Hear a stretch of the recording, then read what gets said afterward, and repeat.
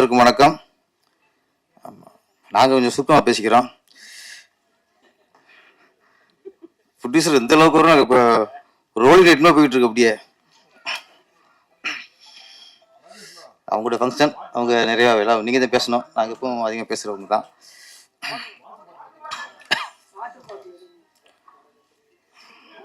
Promise. ஆமாம், சில English வார்த்தை வந்து நம்மளுக்கு இங்கிலீஷ் வார்த்தை தெரியாது. அது தமிழ் வார்த்தை மாதிரியே நம்மளுக்கு ஒரு புழக்கத்தில் இருக்கிறதுனால ப்ராமிஸுங்கிறது தமிழ் வார்த்தை மாதிரி ஆகிப்போச்சு. நல்ல டைட்டில் ப்ராமிஸுங்கிறது நல்ல வார்த்தை, நல்ல டைட்டில். முன்னெல்லாம் நாங்களும் ஸ்கூலில் படிக்கிற காலத்தில் இந்த சத்தியங்கிற வார்த்தை ரொம்ப பவர்ஃபுல். அது எதாவது பேசும்போது அவங்களுக்கு பேசுறது பொய்ன்னு தெரிஞ்சா நீ சொல்ல உண்மையா சொல்லும்போம். அது சாங்க சொல்லிடுவோம். சத்தியம் சொல்லுன்னா கொஞ்சம் ஸ்ட்ரக் ஆயிரும். அந்த வார்த்தைக்கு ஒரு பயம் இருக்கும். சத்தியம் பண்ணி சொல்லும் போது கொஞ்சம் தயக்கம், பயம். ஏன்னா நம்ம பொய்யுங்கும் போது சத்தியம் பண்றது வராது. அந்த வார்த்தைக்கு அவ்வளோ ஒரு காலத்துல பயம் இருந்துச்சு சத்தியம்னா.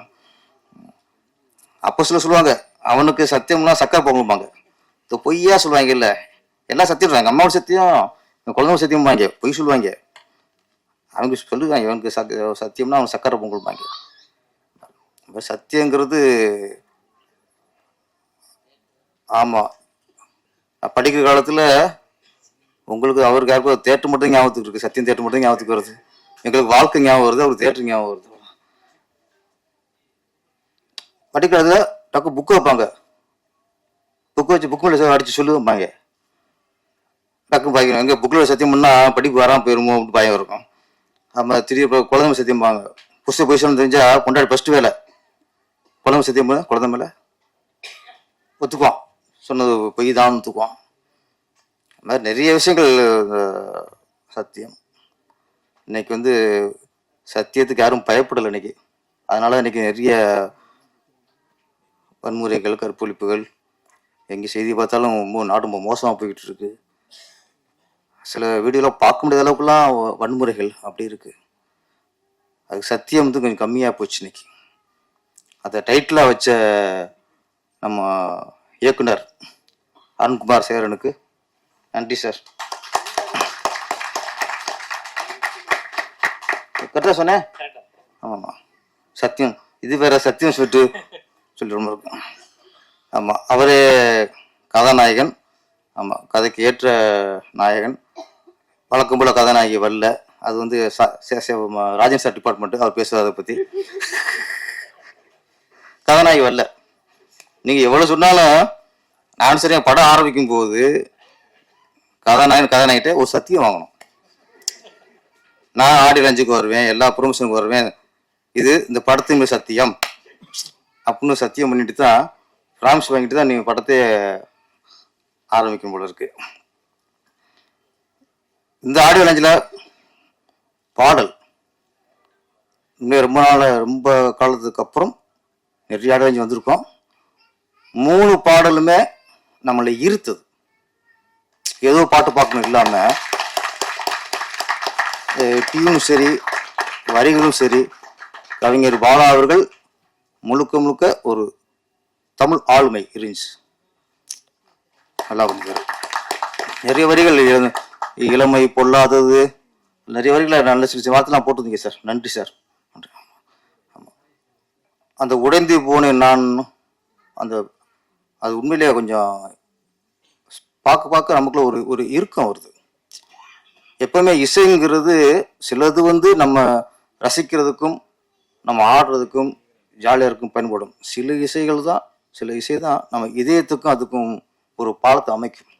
இந்த 3 பாடலுமே இதயத்துக்கும் இசைக்கும் ஒரு பாலம் அமைச்சு. சரவணன் தீபன் அவர்கள் உண்மையிலே மிகச்சிறந்த இசையமைப்பாளர் சார். அது மாதிரி விஷுவல், அந்த 3ஆவது சாங்கு கேமராமேனுக்கு வாழ்த்துக்கள், நல்லா ஒளிப்பு செஞ்சிருந்தாரு. கதை இருக்குங்கிறது தெரியுது. ஆனால் இப்போ ட்ரெய்லர் பார்க்கும்போது சில கதை இருக்கு அப்படிங்கிறது கொஞ்சம் மனசுக்கு படுது. ஏன்னா அங்கங்கே லவர் தலையில சத்தியம் பண்ணிட்டே இருக்காரு. ஒருத்தர் எங்கே அதிகம் சத்தியம் பண்றானோ அங்கே உஷாராயிரணும். ரொம்ப ரேரா சரியான இடத்துல சத்தியம் பண்ணாதான் அது சரியா இருக்கும். அப்பப்போ நான் சத்தியம் சொல்றேன்னா நான் சத்தியம் ஒரு நாளைக்கு 10 சத்தியம் பண்ணுவாங்க. அவன்கிட்ட கொஞ்சம் டேஞ்சரா இருக்கணும். இப்போ ஆமா இந்த ஹீரோ தெரியல எத்தனை சத்தியம் பண்ணான்னு தெரியல. ஆனா அப்பப்போ காயலி தலையில சத்தியம் பண்றாரு. அப்பயே அதுல கதை இருக்குன்னு தெரிஞ்சு போச்சு. முந்தான முடிச்சுல இன்ட்ரோல் பேஸ்மெண்ட் பாக்கியராஜ் மேல ஊர்வசி பள்ளி சுமத்துருவாங்க. கடைசி பாக்கிய சொல்லுவாரு குழந்தைய போட்டு இதை தாண்டும் பாரு, தாண்டிடுவாங்க. பொய் சத்தியம் தான் தாண்டிடுவாங்க. அங்கேயே கதை ஆரம்பிக்கும். அது மாதிரி இவர் கதனாய் தலையில கை வச்சுட்டாரு, கதை ஆரம்பிச்சிருச்சுன்னு நினைக்கிறேன். அந்த சத்திய சோதனைங்கிறது அப்புறம் வரும். செகண்ட் ஆஃப் சத்திய சோதனை நினைக்கிறேன். Okay okay. சிறிய படம் அப்படின்னாலே கண்டென்ட் தான். சிறிய படங்கிறது பெரிய ஆர்டிஸ்ட் இருக்க மாட்டாங்க, பெரிய ஹீரோ இருக்க மாட்டாங்க, பெரிய கேமராமேன் இருக்க மாட்டாங்க, பெரிய பட்ஜெட்லாம் இருக்காது. சிறிய கதையில் கண்டென்ட் இருக்கும், நல்ல கதை இருக்கும். நல்ல கதை, வித்தியாசமான கதை இருந்தால் தான் அது சிறந்த படம். கமர்ஷியல் படம் வேற, சிறந்த படம் வேற, நல்ல கருத்துள்ள சமூகத்துக்கு தேவையான படங்கள் வேற.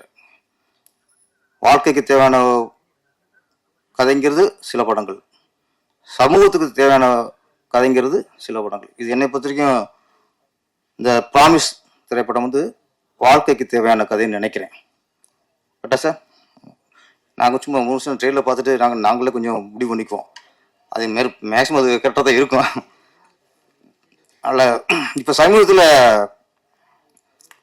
ஒரு 10 சின்ன படம்லாம் 2 படம் தான் சக்ஸஸ் ஆகிருக்கு. சில சின்ன சின்ன படங்கள் அப்புறம் சின்ன படங்கள் பார்க்குற அந்த மோகத்தையும் வேகத்தையும் குறைச்சிருது. ஆடியன்ஸ் பயப்படுறாங்க. சிலர் ஆசைக்கு படம் பண்ணிடுறாங்க.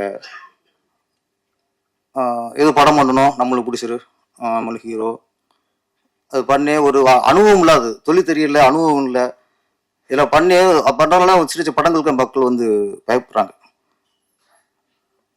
இந்த படம் ப்ராமிஸ் அந்த நம்பிக்கை கொடுக்குது. சிறிய படம் வந்தாலும் இது நல்ல ஒரு படமாக இருக்கிற நம்பிக்கை கொடுக்குது. நல்ல கண்டென்ட். சின்ன லைன் சொன்னார், அதை நம்ம கதை ஓப்பன் பண்ணிடக்கூடாது, அப்புறம் ஏன்டா அப்புறம் பேச கொடுன்னு ஒரு டயர்ட் ஃபீல் பண்ணிடுவார். அந்த கண்டென்ட் நல்லா இருக்கு, தேவையான கண்டென்ட் தான். ஆமாம், மனைவிமார்கள் ஈஸியாக புருஷனை நம்பிடுவாங்க, அது காலம் நம்பிடுவாங்க. ஆமாம், அதுக்கப்புறம் வர வினைகள்லாம் அப்புறம் வேற விஷயம். இந்த படம் கண்டிப்பாக வெற்றி அடையணும். நேவிலேருந்து வந்திருக்காரு ப்ரொடியூசரு. லென்த் அடிச்சார்ல, அடிச்சாருவாங்க. ஆமாம், மிஷின் கன் மாதிரி. வாழ்த்துக்கள் சார். ராஜன் சார், வாழ்த்துக்கள்.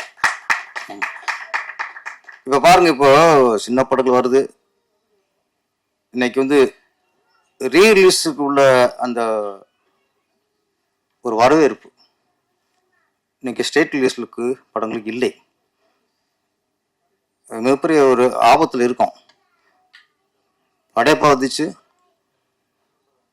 பெரிய ஹிட்டு. அது கூட சின்ன இப்போ இந்த படங்கள் எதுவும் கலெக்ஷன் ஆக மாட்டேங்குது. இப்போ மங்காத்தா இன்னும் 4 நாளைக்கு ஃபுல் ஆயிடுச்சு தேட்டலாம். அதோட படங்கள் திணறுனா இப்போ திரௌபதி 2 மங்காத்தா கூட அது வந்துச்சு. இப்போ அவரு இயக்குனர் மோகன்ஜி அவர் தைரியத்தை பாராட்டணும் சார். மோகன்ஜி தைரியத்தை.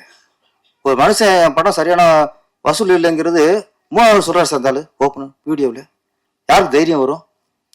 எல்லாருமே ஃப்ளாப் ஆன படத்துக்கு ஒரு 2வது நாளே வெற்றியில் கொண்டாடிருக்காங்க. படம் கலெக்ஷன் ஆகல, ஆனா சக்சஸ் மீட்டிங். ஆனா ஒரு மோகன்ஜிங்கிற ஒரு இயக்குனர் நான் பாராட்டுறேன். மங்காத்தாவோட விட்டு தப்பு. மங்காத்தாக்குள்ள வரவேற்பு என் படத்துக்கு இல்லை, அங்கே ஓப்பனிங் என் படத்துக்கு இல்லைன்னு ஒரு மனுஷன் 3வது நாள் பேட்டி கொடுக்குறான்னா உண்மையிலே ஒரு தைரியமான இயக்குனர் வரும்.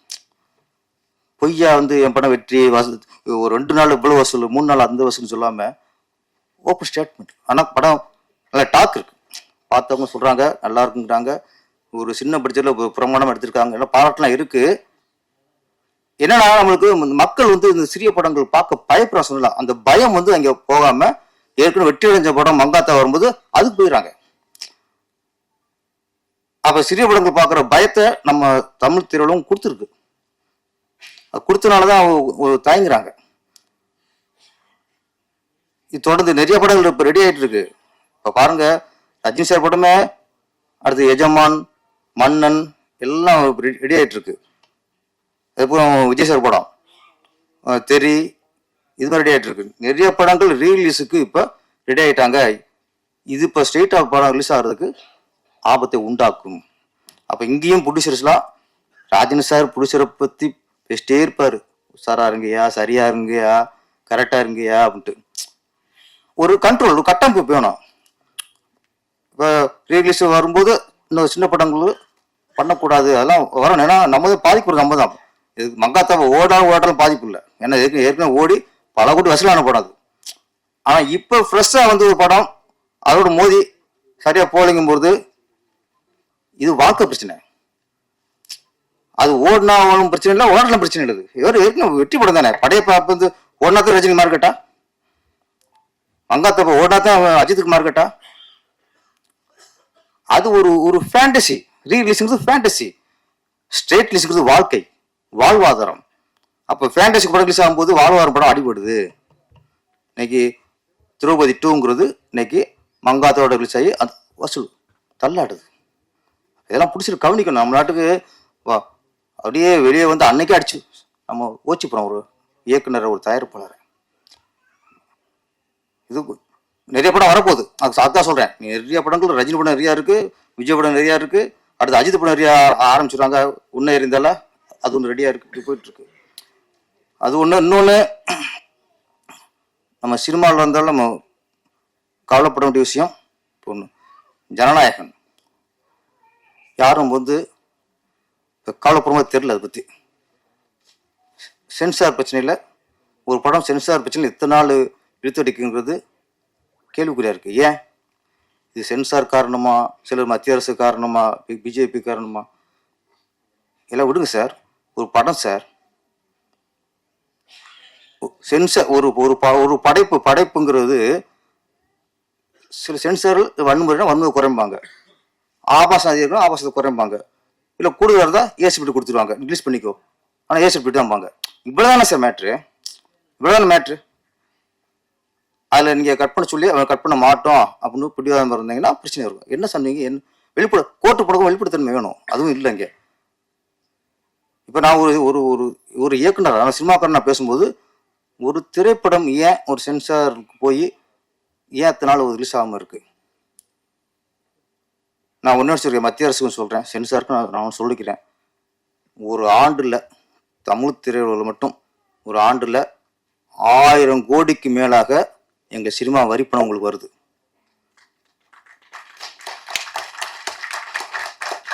டிக்கெட்ல மட்டுமே உங்களுக்கு 1000 கோடிக்கு மேல வருது. அதுபோக நடிகர்கள் இங்க 200 கோடி வாங்குறாங்க, 250 கோடி வாங்குறாங்க, 100 கோடி வாங்குறாங்க, 50 கோடி வாங்குறாங்க. இவங்க கட்ட டாக்ஸ் இருக்குல்ல, 200 கோடிக்குன்னா கண்டிப்பா அவங்க 20 கோடியாவது கட்டி ஆகணும். இவங்க கட்ட நடிகைகள் டைரக்டர்கள் இவங்க கட்ட டாக்ஸும் 1000 கோடிக்கு மேல உங்களுக்கு வருது, கூட வரும் சொல்றேன். அப்போ எங்க திரையுலகை பொறுத்த வரைக்கும் வருஷத்துல உங்களுக்கு 1000கணக்கான கோடி வரி பணம் சென்ட்ரல் கவர்மெண்ட்டுக்கு வருது. அந்த பணத்துல தான் சென்சார் ஆபீசருக்கும், சென்சார் உறுப்பினர்களுக்கும், சென்சார் அமைப்புக்கும் சம்பளம் தராங்க. எங்க பணம்? அதை நீங்க மனசுல வைக்கணும் சார், ப்ளீஸ். ஒரு படத்தை இந்த அளவுக்கு நீங்க ஒரு பண்ணக்கூடாது. உடனடி தீர்வு வேணும். என்ன பிரச்சனை? வெளிப்படுத்தணும் வேணும்ல. ஒரு திரைப்படத்தை ஏன் இவ்வளவு ஏன் ஒரு மாசம் கூட முடிவு வரணும்? என்ன மத்திய அரசும் சிந்திக்கணும், சென்சாரும் தயவுசெய்து சிந்திங்க. ஒரு படத்தை வந்து ஒரு சென்சாருங்கிறது நீங்க உங்க தணிக்கைக்குள்ளதான், சிலதை தனிச்சு விட்டுருங்க, கட் பண்ணி தூக்குங்க, இது வேணாம், இதான் மேட்ரு, அதை சொல்லிட்டு முடிவுக்கு வர முடியானே. இது என்னன்னா நம்ம ஜனநாயக படத்துக்கு தான், விஜய் படத்துக்கு தான் அப்படின்ட்டு மற்றவங்க சும்மா இருக்கக்கூடாது. நாளைக்கு நமக்கும் வரும் நாளைக்கு. அப்போ இதுக்கு கொஞ்சம் குரல் கொடுத்து இது பண்ணணும். தயவுசெய்து ஜனநாயகன் கோர்ட்டுக்கு போயிடுச்சு. Court sir. கோர்ட்டு போனால் வெளிப்படுத்தணும் வேணும்ல. எதுக்காக போட்டு கேஸ் போட்டிருக்காங்க? அப்போ நாங்கள் எந்த கட் பண்ண சொன்னால் கட் பண்ணல. ஏதோ ஒரு வரணும்ல. மர்மமாகவே இருக்கக்கூடாது. ஜனநாயகன் விரைவில் தணிக்கை செய்து படம் வெளிவர வேண்டும். அதுக்கு நாங்களும் காத்திருக்கோம். நன்றி, வணக்கம்.